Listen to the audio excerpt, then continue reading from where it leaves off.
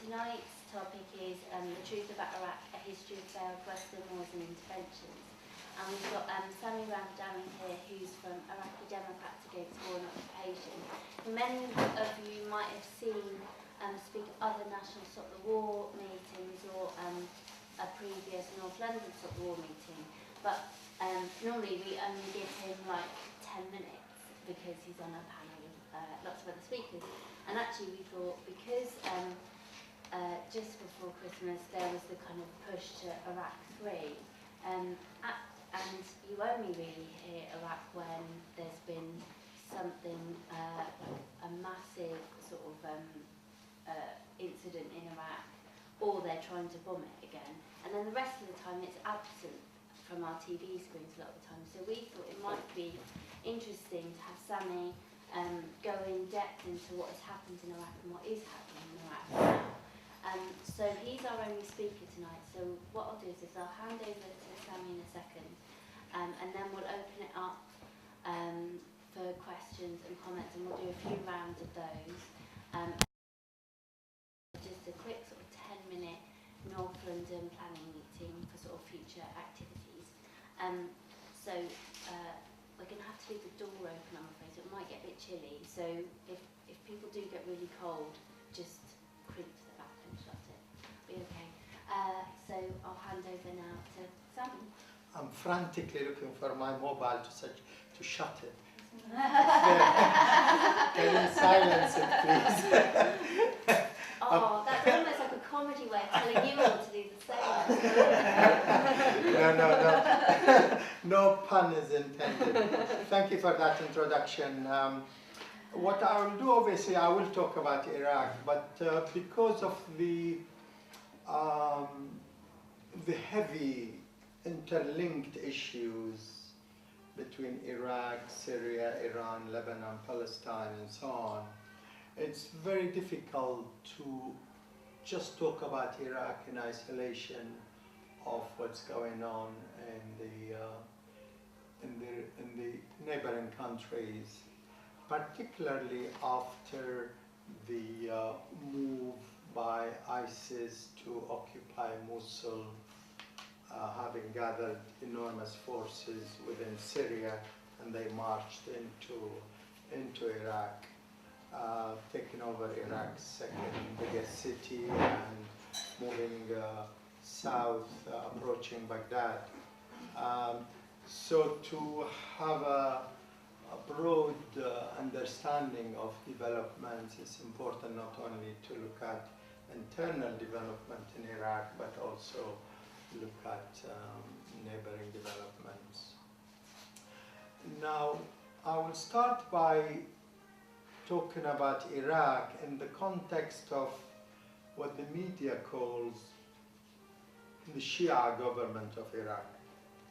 And this will be one of my main points tonight, because I totally disagree with such description of the Iraqi state and government. This description has crept even into anti-war literature, calling the Iraqi government a Shia government, and the so-called marginalization of Sunnis and so on. It has its consequences, this sort of analysis. While in reality, the Iraqi state, as constituted after the occupation of Iraq in 2003, can be called a sectarian state, grouping within its governmental organizations and state institutions at the very top the worst elements of Iraqi society, whether they are Shia, Sunni, Kurd, Christian, Yazidis, you name it.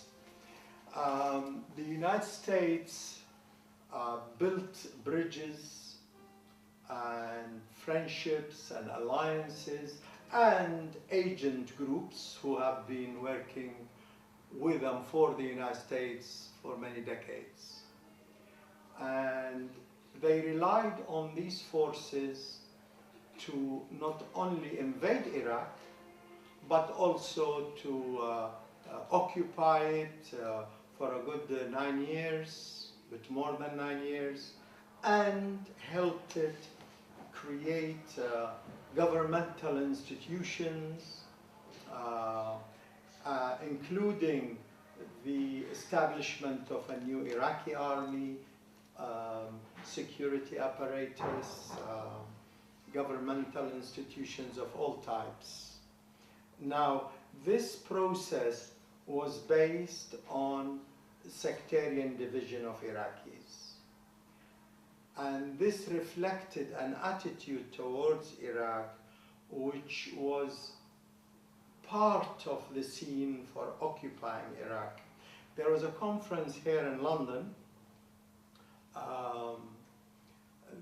the year before the occupation of Iraq in the Hilton Hotel on Edgware Road.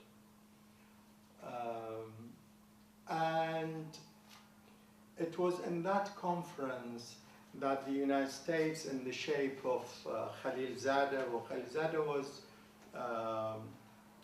ambassador, representative of the United States in Afghanistan after its occupation.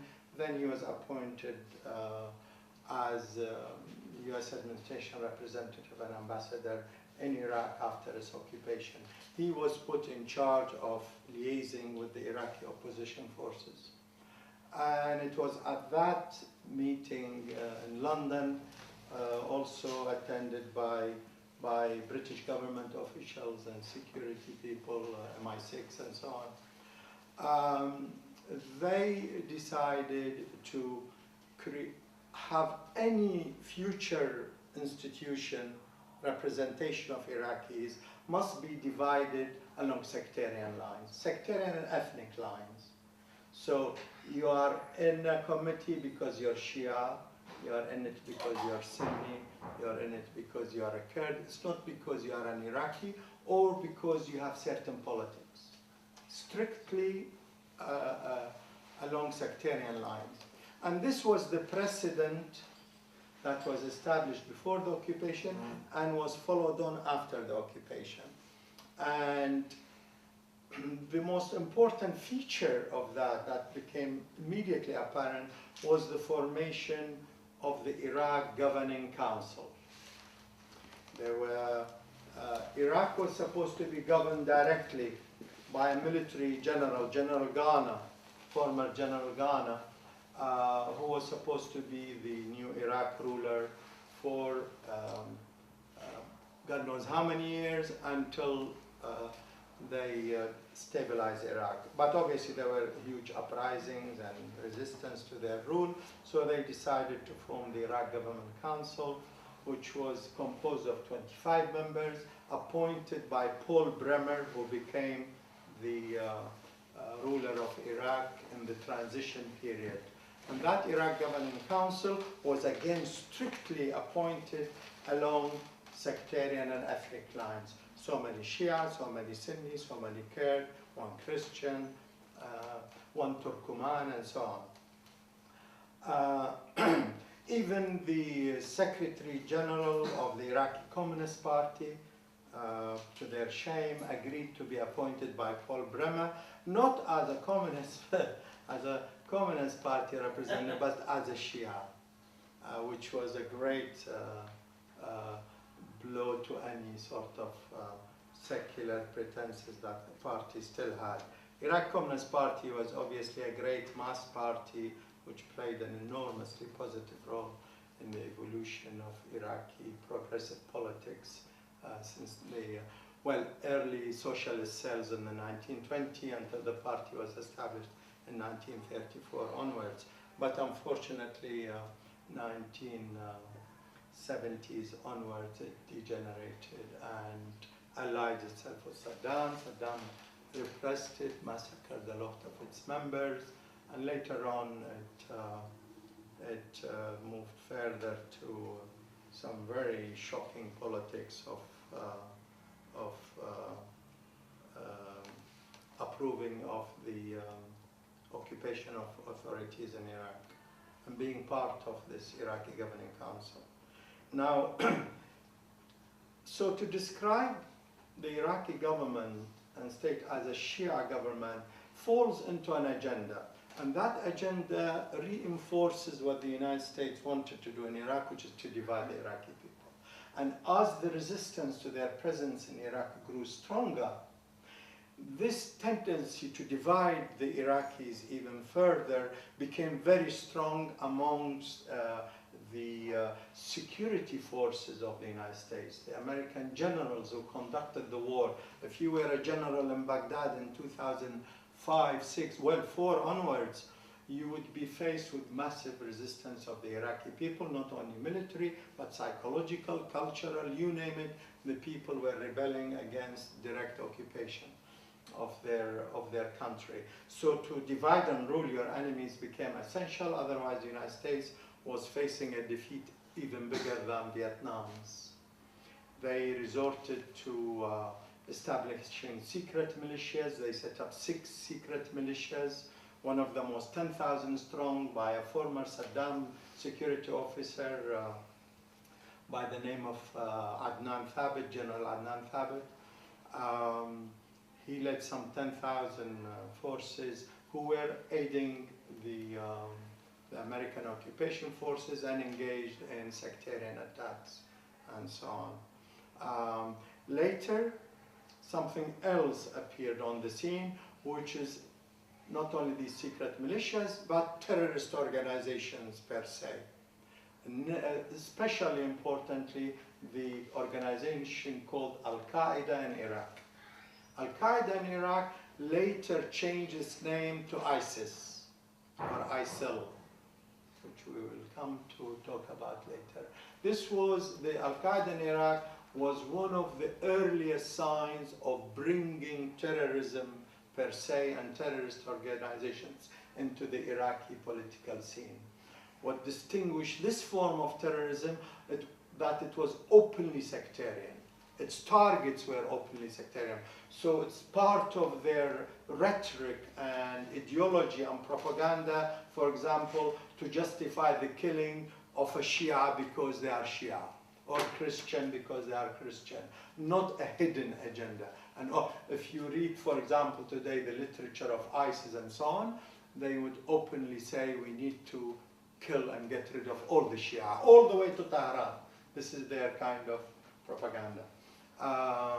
And any Sunni who would object would also be regarded as an infidel or a deviant and liquidated accordingly, which they have practiced both in Syria and in Iraq. And their operations in Iraq under the name of Al-Qaeda in Iraq were distinctly sectarian, blowing up Shia shrines, attacking Christian churches and so on. And this played obviously into a culture of encouraging sectarian. I do not pretend that there was no sectarianism in Iraq, or Syria for that matter, or Britain for that matter with Catholic, Protestant and so on. There's always sectarianism in religion. Otherwise you won't be very religious if you don't think yours is superior to the others. There is an element of sectarianism in Iraqi society represented by some clergy and some political organizations like the Muslim Brotherhood on the Sunni side and the Al-Hakim family type organizations on the Shia side and so on. They have sectarian politics. But violent sectarianism, whereby you justify the killing of members of other sects, is new to Iraqi politics. This is something that came with the occupation and got strengthened by the occupation and has become transformed into massive forces with developments in Syria. And the policy of occupation of Iraq being transformed into regime change for Syria and regime change for Libya. The direct intervention in Syria of backing various armed groups and organizations has led to the growth, massive growth of these terrorist forces. because Iraq, remember, was under occupation. So these terrorist organizations were not allowed to become massive forces. The United States was more reliant on these opposition groups that formed the Iraqi government, controlled the armed forces, financial institutions, and so on. But in the context of Syria, there was no direct occupation. The project was regime change. Topple what exists. How can you topple it without arming these various organizations? To that end, billions of dollars literally were spent, according to the Financial Times. Qatar alone spent $3 billion by 2011. No, 2013, after 2 years of 2011, I'm sorry. By 2013, they spent $3 billion. That is astronomical figures to back organizations, armed groups, and so on. How much the Saudis spend, Kuwaitis, the Emirates, and so on, all these super rich royal families, who all have connections with various sectarian organizations and terrorist groups and armed groups of all types.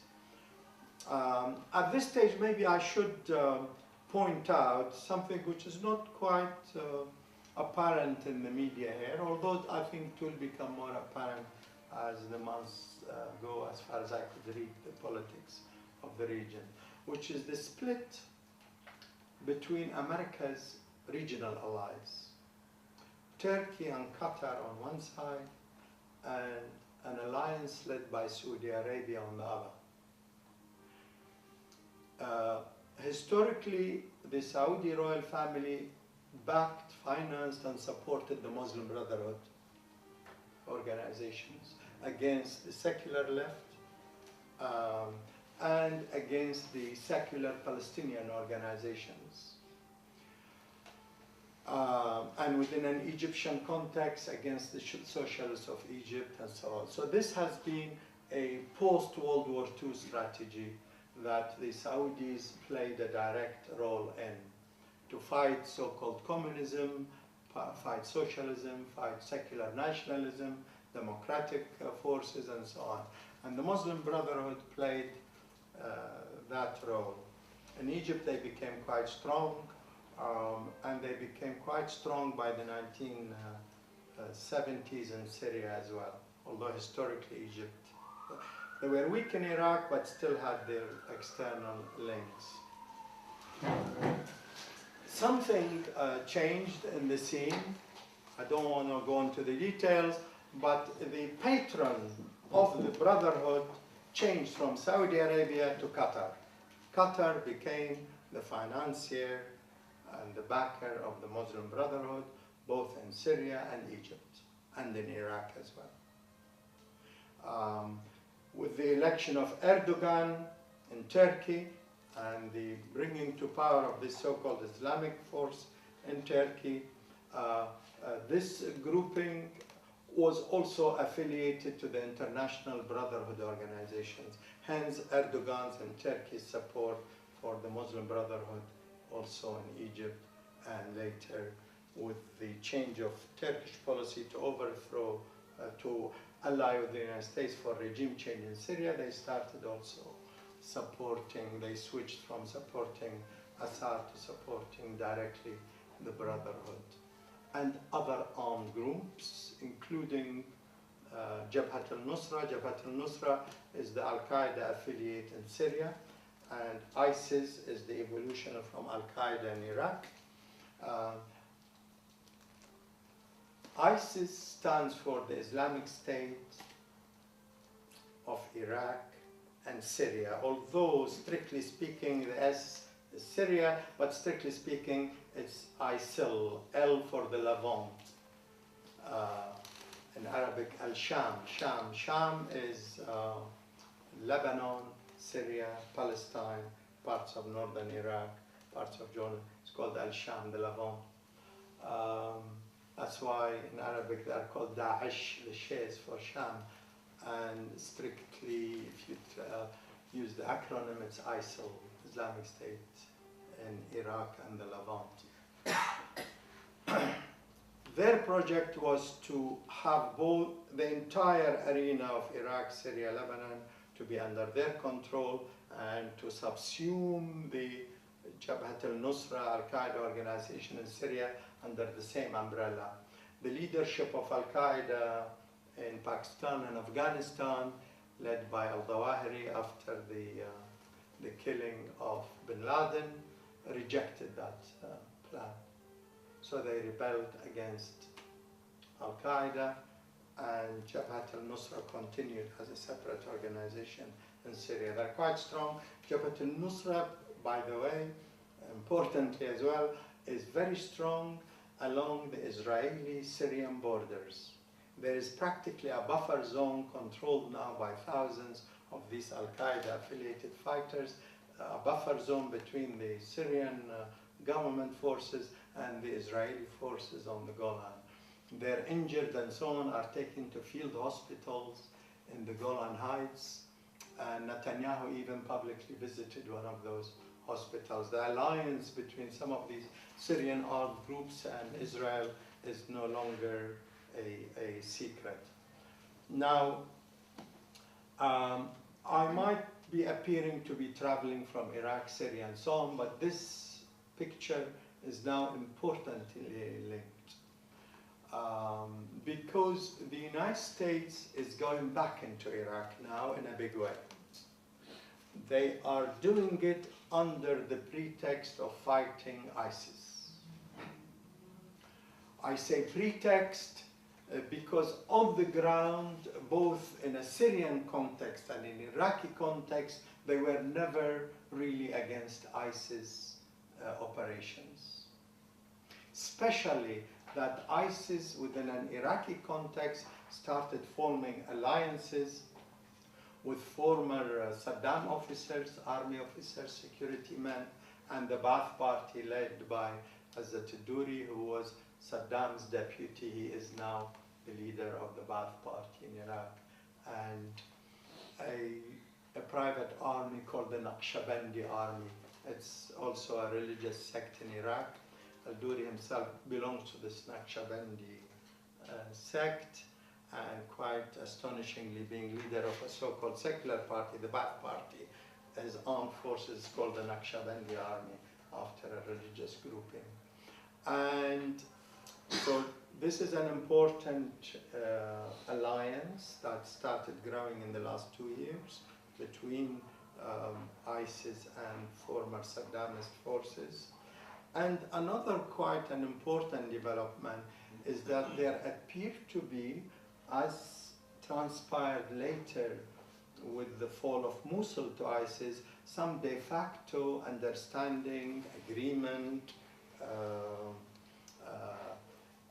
practical cooperation on the ground between ISIS, the Ba'ath Party forces, and Barzani's forces in Iraqi Kurdistan. And this is quite an important development which goes against the interest of the Kurdish people as well as the Iraqi people in general. With the fall of Mosul, with the collapse of the Iraqi army, disappeared with such corrupt army officers. It's estimated that up to 100,000 of the Iraqi army are phantom soldiers for which the officers receive the salaries of the soldiers and so on. And the soldiers themselves don't exist on the ground. And the way they fled the scene also suggested some strange developments that are still not very clear. How come these officers disappeared even before ISIS arrived and ordered their forces not to fight? Very early in the morning, they all there is one soldier, well, group of soldiers who were in charge of cooking for these officers in Mosul, and there was only one officer present for breakfast, so they were early morning breakfast, and they were astonished. They had already gone to their helicopters and cars and fled to Iraqi Kurdistan, and some went southwards. Hours later, ISIS forces arrived. Similarly, The Barzani forces, Peshmerga forces under Barzani, as different from the Talibani forces. Iraqi Kurdistan is divided between these two forces. The Barzani forces took over Kirkuk, took over Sinjar, the Yazidi areas, and took over all the Christian villages in the Mosul area. The so-called disputed areas with the Iraqi government. There's a dispute as to where are the borders of Iraqi Kurdistan between the Kurdistan regional government and the central government in Baghdad. And as the ISIS forces got stronger, they moved to occupy those areas that Barzani took over within Mosul, Nineveh. Nineveh includes Mosul. Nineveh is a province, the northern province, of which Mosul is the capital of that province. And importantly, the city of Sinjar, which is where the Yazidis live. And many Christian villages. Again, Barzani's forces that took over these areas disappeared not only in the morning, but the day before ISIS arrived. But they stayed in control of Kirkuk. Kirkuk is Iraq's second most important oil region after southern Iraq.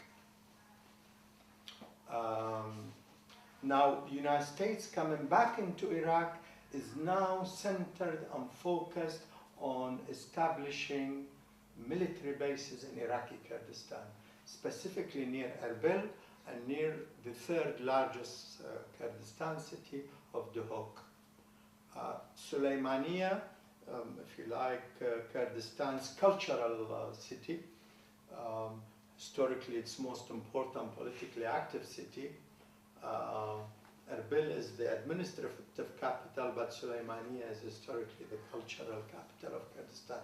Suleymaniye and borders with Iran are controlled by Talibani's Peshmerga, while Erbil, Duhok, and the rest of Kurdistan are controlled by Barzani's Peshmerga fighters. And the United States now, Britain, Germany, various NATO countries are backing the establishment of more bases in Iraqi Kurdistan in alliance with Barzani. The Kurdish people themselves were taken aback by the way Barzani's forces behaved, and there's a lot of opposition to what Barzani is doing in Iraqi Kurdistan, especially his alliance with Erdogan's Turkish government. There is a strong alliance between Barzani and the Turkish government, which in turn suppresses and kills the Kurds of Turkey, led by the PKK. The Kurds of Syria are allies of the PKK in Turkey, hence the Turkish government insisting that fighting ISIS is not the priority, overthrowing the Syrian government should be the priority, and later they should fight ISIS. That's why the Turkish government were happy to see Kobani, that heroic Kurdish town, city in Syria, which resisted and ultimately defeated the ISIS surrounding forces in a heroic fight, despite the Turkish forces preventing their brothers and sisters, Kurdish brothers and sisters coming from Turkey into Kobani to defend Kobani against the ISIS forces. In the remaining 2-3 minutes, let me just mention two issues. One is what's happening in the region in general, and that elephant in the room, Israel, that nobody wants to talk about, number one. And number two is that the strategy of the United States, along with Israel, appears to be, or as it transpired in practice, is that any state you do not control, you destroy. They destroyed Iraq. They destroyed Libya through NATO bombing. And they were in the process, more or less destroyed Syria. They couldn't destroy Lebanon because they met in Iraq, which is led by Hezbollah. an alliance with some Christian and other forces, the secular left in Lebanon. They couldn't defeat them in Lebanon, so Lebanon has become outside of this, if you like, victories for US strategy in the area. The destruction of these states has left a vacuum because these states were destroyed and not replaced by popular social and political institutions. They were not overthrown through social revolutions that could replace these dictatorial setups with democratic institutions.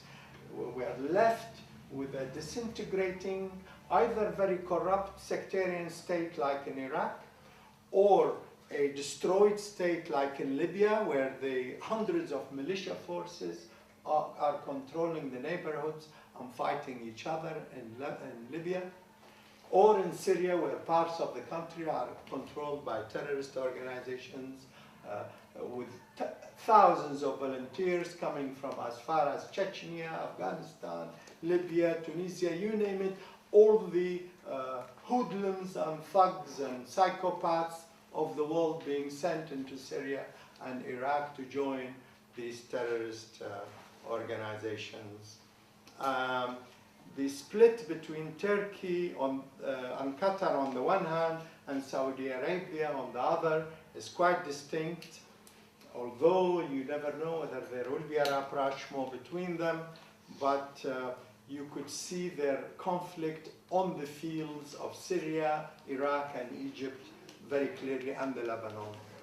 They back and finance different organizations, and these organizations are often at loggerheads within Iraq, Syria, and Egypt and Lebanon.